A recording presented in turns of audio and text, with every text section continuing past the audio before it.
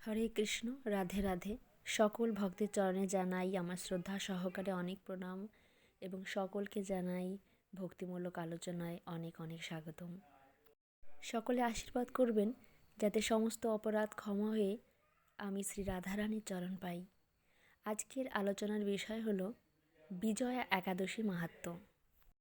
স্বয়ং শ্রী রামচন্দ্র এই বিজয়া একাদশী ব্রত পালন করেছিলেন সীতা প্রাপ্তি, লঙ্কা জয়, রাবণ বধের জন্য।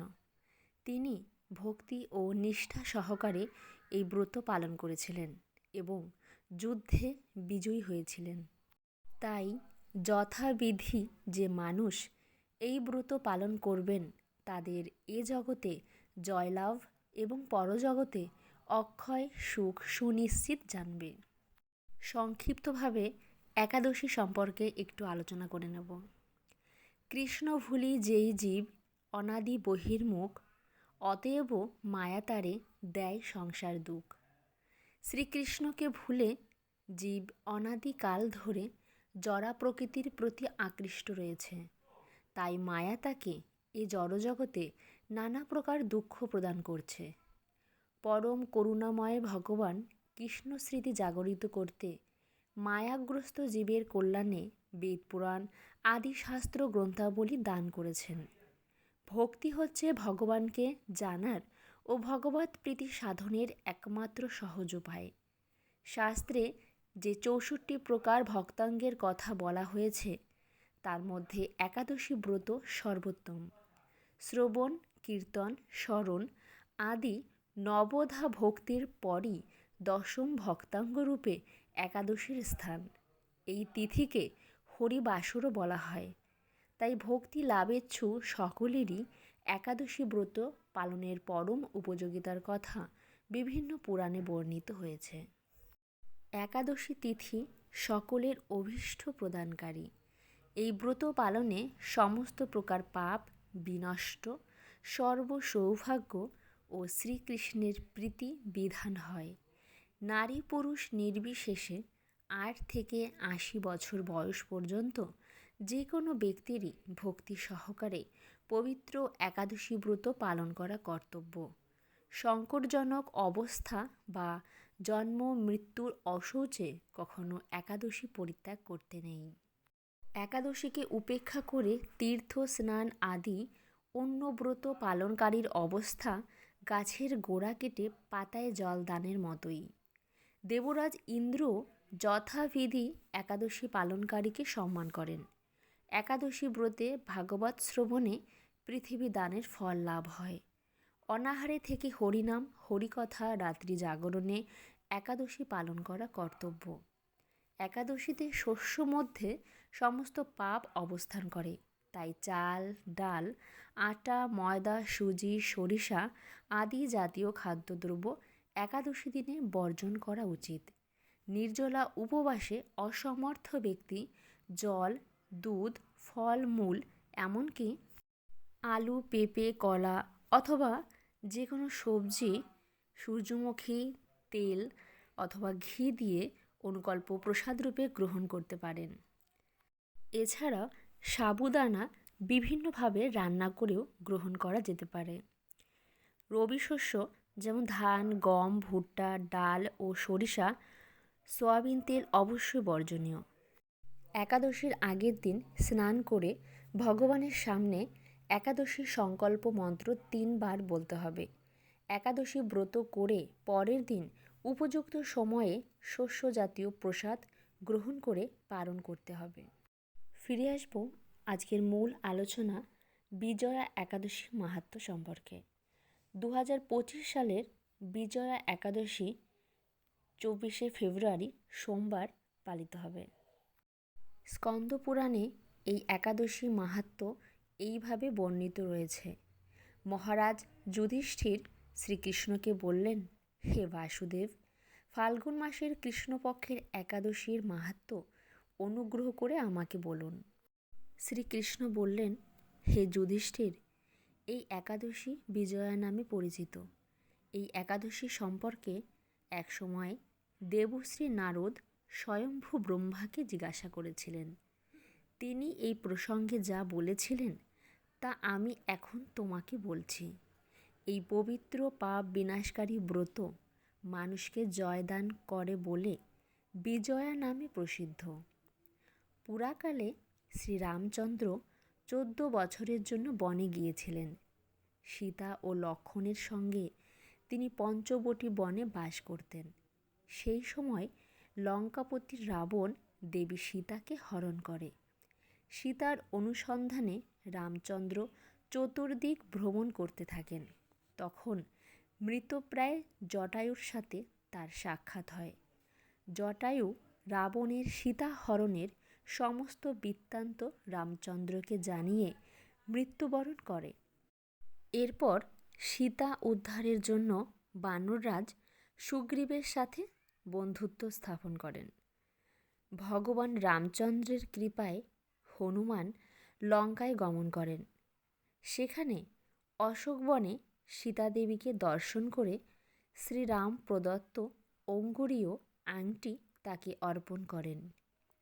ফিরে এসে শ্রীরামচন্দ্রের কাছে লঙ্কার সমস্ত ঘটনার কথা ব্যক্ত করেন। হনুমানের কথা শুনে রামচন্দ্র সুগ্রীবের পরামর্শে সমুদ্র তীরে যান। সেই দুস্তর সমুদ্র দেখে তিনি লক্ষ্মণকে বললেন, হে লক্ষ্মণ, কিভাবে এই অগাধ সমুদ্র পার হওয়া যায় তার কোনো উত্তর খুঁজে পাচ্ছি না। উত্তরে লক্ষ্মণ বললেন, হে পুরুষোত্তম, সর্বজ্ঞাতা আদিদেব আপনি, আপনাকে আমি কি উপদেশ দেব? তবে বকদালভ্য নামে এক মুনি এই দ্বীপে বাস করেন। এখান থেকে 4 মাইল দূরে তার আশ্রম। হে রাঘব, আপনি সেই প্রাচীন ঋষি শ্রেষ্ঠকে এর উপায় জিজ্ঞাসা করুন। লক্ষ্মণের মনোরম কথা শুনে তারা সেই মহামুনির আশ্রমে উপনীত হলেন। ভগবান রামচন্দ্র ভক্তরাজ সেই মুনিকে প্রণাম করলেন। মুনিবর রামচন্দ্রকে পুরাণ পুরুষ বলে জানতে পারলেন। আনন্দ ভরে জিজ্ঞাসা করলেন, হে রামচন্দ্র, কী কারণে আপনি আমার কাছে এসেছেন তা কৃপা করে বলুন। শ্রীরামচন্দ্র বললেন, হে মুনিবর, আপনার কৃপায় সৈন্যসহ আমি এই সমুদ্র তীরে উপস্থিত হয়েছি। রাক্ষসরাজের লঙ্কা বিজয় করাই আমাদের প্রধান উদ্দেশ্য। যাতে এই ভয়ঙ্কর সমুদ্র উত্তীর্ণ হতে পারি তার উপায় জানবার জন্য আমরা আপনার কৃপা প্রার্থনা করি। মুনিবর প্রসন্ন চিত্তে পদ্মলোচন ভগবান শ্রীরামচন্দ্রকে বললেন, হে রাম, আপনার অভীষ্ট সিদ্ধির জন্য যে শ্রেষ্ঠ ব্রত করণীয় আমি তা বলছি। ফাল্গুন মাসের কৃষ্ণপক্ষের বিজয়া নামক একাদশী ব্রত পালনে আপনি নিশ্চয়ই সৈন্যসহ সমুদ্র পার হতে পারবেন।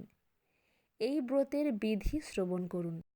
বিজয় লাভের জন্য দশমীর দিন সোনা, রূপা, তামা অথবা মাটির কলস সংগ্রহ করে তাতে জল ও আম পাতা দিয়ে সুগন্ধি চন্দনে সাজিয়ে তার উপর সোনার নারায়ণ মূর্তি স্থাপন করবেন।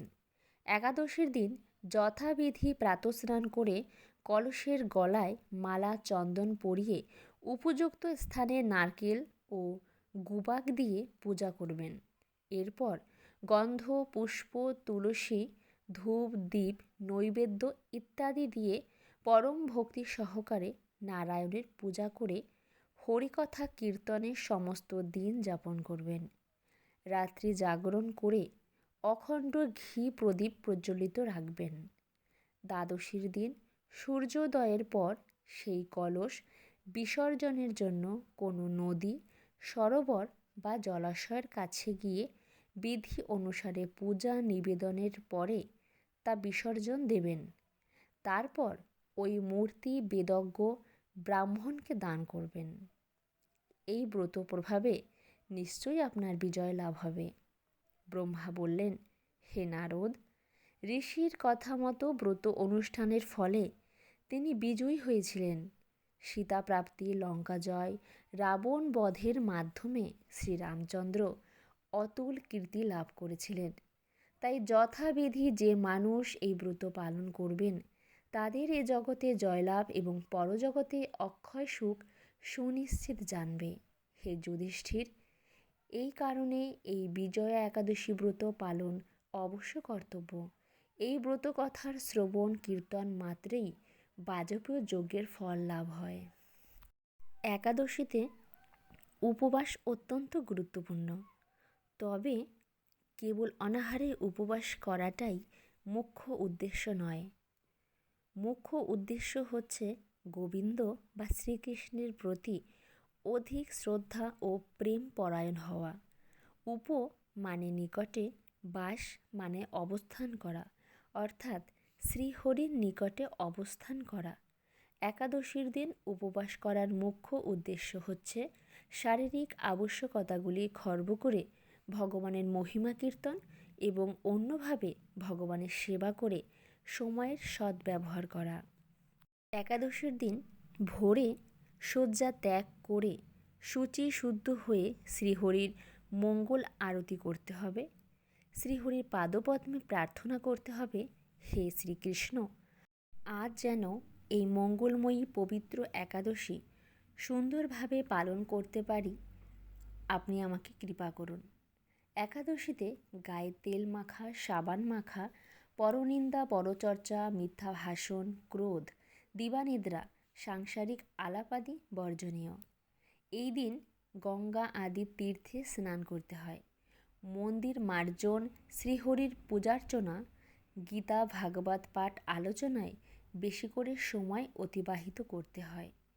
এই তিথিকে গোবিন্দের লীলাস্মরণ এবং তার দিব্য নাম শ্রবণ করাই হচ্ছে সর্বোত্তম। শ্রীল প্রভুপাদ ভক্তদের একাদশীতে 25 মালা বা যথেষ্ট সময় পেলে আরও বেশি জপ করার নির্দেশ দিয়েছেন। 2025 সালের বিজয়া একাদশী 24শে ফেব্রুয়ারি সোমবার পালন করতে হবে। পালনের দিন 25শে ফেব্রুয়ারি মঙ্গলবার।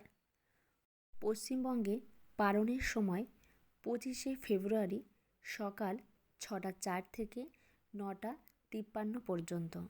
বাংলাদেশে 6টা 31 থেকে 10টা 9 পর্যন্ত। দিল্লি 6টা 50 থেকে 10টা 39 পর্যন্ত। বৃন্দাবনে 6টা 47 থেকে 10টা 37 পর্যন্ত। উত্তরপ্রদেশে 6টা 35 থেকে 10টা 25 পর্যন্ত। সকলেই একাদশী ব্রত পালন করুন এবং অন্যদেরকেও একাদশী ব্রত পালন করতে উৎসাহ প্রদান করুন। ফিরে আসব নতুন কোনো ভিডিও নিয়ে। সকলে ভালো থাকবেন, সুস্থ থাকবেন। হরে কৃষ্ণ, রাধে রাধে।